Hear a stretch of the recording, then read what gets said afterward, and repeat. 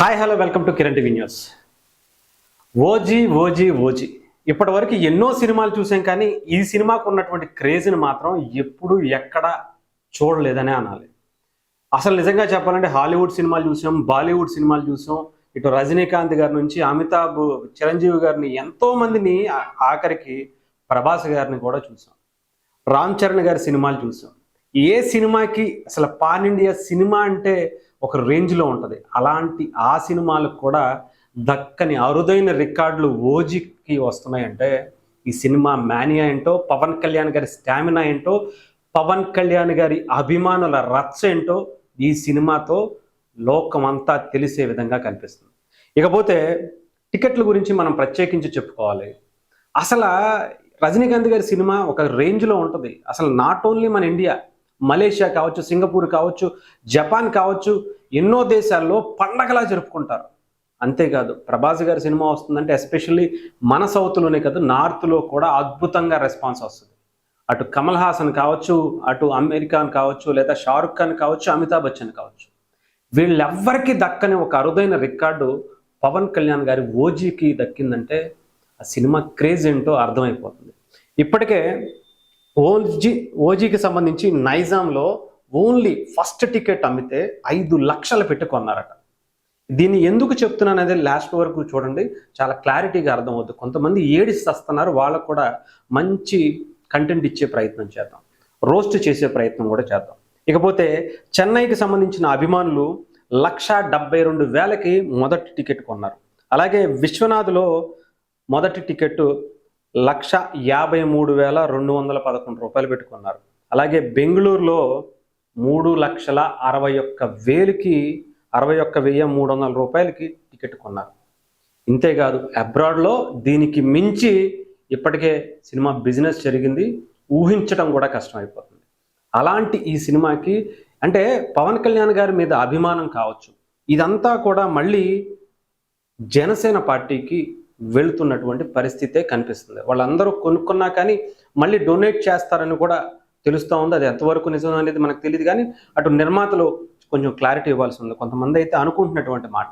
అంతేకాదు ఇకపోతే ఇప్పుడు మాట్లాడుకున్నాం, ఎవరో కొంతమంది నిన్న చూసా, నిన్న ఆంధ్రప్రదేశ్కి సంబంధించి ఆంధ్రప్రదేశ్ ప్రభుత్వం జీవోని విడుదల చేసింది. ఓజీ కోసం స్పెషల్ షో, ఎర్లీ మార్నింగ్ తెల్లవారుజామున 1 AM షోని అక్కడ పర్మిషన్ ఇస్తూ జాయిన్ చేసినటువంటి పరిస్థితి.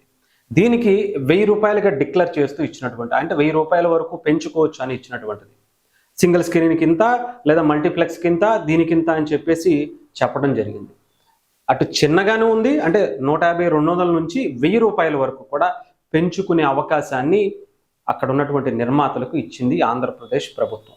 గత ప్రభుత్వాల్లాగా టీచర్లని మందు షాపుల దగ్గర కూర్చోబెట్టో, లేదంటే ఎంఆర్ఓల్ని టికెట్లు ఇచ్చే బుకింగ్ల దగ్గర కూర్చోబెట్టో చేసేటువంటి కార్యక్రమాలు చేయలే.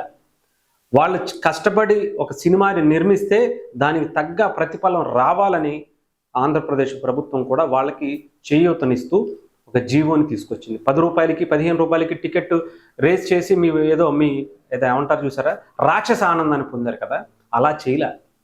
సినిమా ఇండస్ట్రీని గౌరవిస్తూ ఆ సినిమా కష్టాన్ని చూసి ఆంధ్రప్రదేశ్ ప్రభుత్వం తీసుకున్నటువంటి నిర్ణయాలు మనం చూసాం.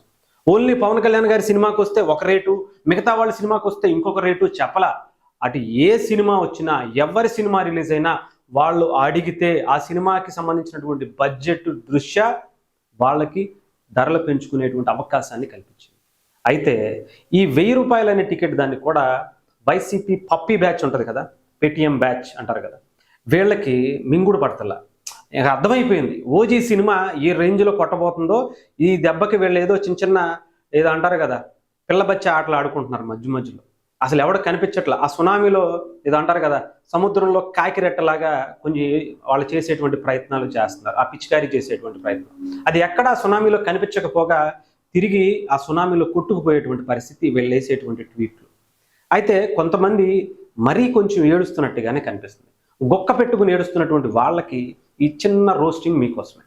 జగన్మోహన్ రెడ్డి గారు ఆంధ్రప్రదేశ్లో పేపర్ వేయించారు తెలుసా, బలవంతంగా వాలంటీర్లతో 200 రూపాయలు ప్రజల డబ్బుతో ప్రతి నెల వాలంటీర్లు కొనుక్కోవాలి అని చెప్పి సాక్షి పేపర్ని బలవంతంగా కొనిపించారు. అప్పుడు మీకు మైండ్ దుబ్బిందా, లేకపోతే నోరు పడిపోయిందా, కళ్ళు మింగాయా అని అనిపించింది. అంతేకాదు, ఆంధ్రప్రదేశ్కి సంబంధించి లేకపోతే మీరు బిజినెస్ చేసుకుంటున్నటువంటి భారతీ సిమెంటు మిగతా సిమెంట్ ఫ్యాక్టరీలన్నీ కూడా 250, 300కి ఇస్తుంటే మీరు మాత్రం 400 నుంచి 500 వరకు మింగి దొబ్బారు. అది మీకు కళ్ళకి ఏం మింగారు అనేది మీరే ఆలోచించుకోవాలి. చెవులు దొబ్బాయా లేదంటే ఏమన్నా మీ ఇష్టం, అది మీరేం పెట్టుకుంటారో మీరే ఆలోచించుకోండి. కాస్తైనా బుద్ధి ఉండాలి. ఎవరికైనా నచ్చితే అది వాళ్ళ బిజినెస్, అది జగన్మోహన్ రెడ్డి గారైనా పవన్ కళ్యాణ్ గారైనా, పవన్ కళ్యాణ్ గారిని నమ్ముకుని సినిమా తీసినటువంటి నిర్మాత అయినా సరే వాళ్ళ హక్కు అది. వాళ్ళు బయటికి ఇచ్చినటువంటి ఒక ప్రోడక్ట్కి ధర నిర్ణయించాల్సింది వాళ్ళు. నువ్వెవడవరా 1000 రూపాయలు పెట్టి కొనద్దు అని చెప్పడానికి? నీకేం హక్కు ఉందిరా? ఇదే మాట జగన్మోహన్ రెడ్డి గారికి చెప్పగలవా? భారతీ సిమెంట్ ఎందుకంత రేటు ఉంది, తగ్గించు అని చెప్పగలవా? ఎన్నో ఆంధ్రప్రదేశ్లో గతంలో కట్టినటువంటి 2-3 కంపెనీలకి, ఆ రోడ్లకి వాటికి కూడా భారతీ సిమెంటే వాడాలని చెప్పి వాడిపించినటువంటి ఘనత కాదా మీది? సిగ్గు లేదా? మీరు కూడా మాట్లాడితే మీకు కూడా సమాధానం చెప్పాలంటే ఇలాగే ఉంటుంది. మీ బ్రతుకులకి ఒకటి ఇది లేదు, మీరు ఇంకొకరికి చెప్పే స్థాయిలో ఉన్నారు అసలు? మీరు ఆలోచించుకోండి. ఏదన్నా మనం ఒకటి కన్స్ట్రక్టివ్గా మనం అపోజిషన్ పాటించాలి అంటే మనం దేని మీద ఫోకస్ చేయాలి? ప్రజా సమస్యలు. ప్రజలు తన ఇష్టంతో తన అభిమాన నటుడి సినిమాని చూడాలి అనుకుంటే మొదటి రోజే మొదటి షోనే చూడాలి అనుకుంటే 1000 కాదు 5 లక్షలు పెట్టైనా కొంటాడు అని చెప్పడానికే నేను మొదటి నుంచి ఈ విషయం చెప్పుకుంటూ వచ్చాను. 1,00,000 పెట్టైనా సరే, 5 లక్షలు పెట్టైనా సరే కొనుక్కుంటారు. అది వాళ్ళ ఇష్టం. నువ్వెవడో చెప్పడానికి, మీరెవరో చెప్పడానికి? కొంచెమైనా సెన్స్ ఉండాలి. లేకపోతే మూసుకుని ఇంట్లో కూర్చోండి. మీరు ఏది పడితే అది వాగితే, మీరు ఏది పడితే అది నిందలేస్తే ఇక్కడ జనాలు ఊరుకునే పరిస్థితి లేదు. తరిమి కొట్టేటువంటి పరిస్థితులు తెచ్చుకోకండి. దయచేసి మీ లిమిట్స్లో మీరుంటే మీరు బాగుంటారు.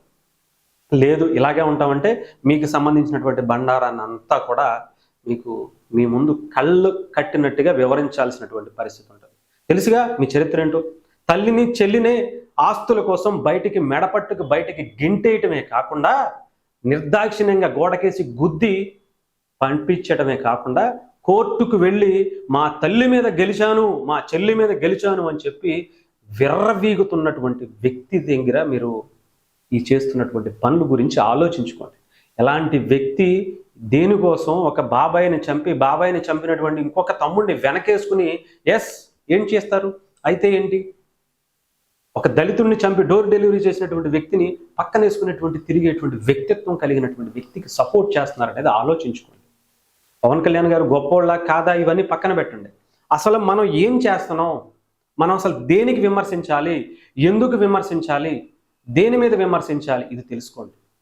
అంతే తప్ప పవన్ కళ్యాణ్ గారి పేరెత్తితే చాలు ఇది పడిపోతే ఇంకా ఏం చేయలేం.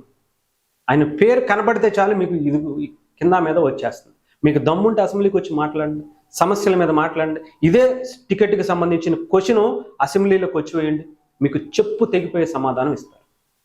అంతే కదా. అంతేగాని పిచ్చిగా మాట్లాడితే చాలా జాగ్రత్తగా ఉంటుంది. అంతేగాని ఇంతేకాదు, అసలు నిజంగా చెప్పాలంటే నాకు తెలిసి పవన్ కళ్యాణ్ గారి సినిమాకి ఒక 10 రూపాయలు పెట్టి మనం కొనుక్కుంటే అది తిరిగి మనకే వచ్చేటువంటి అవకాశం కూడా ఉంటుంది. ఎందుకంటే ఆయన చేసేటువంటి సేవా కార్యక్రమాల గురించి మనం ప్రత్యేకించి చెప్పుకోవసరంలా.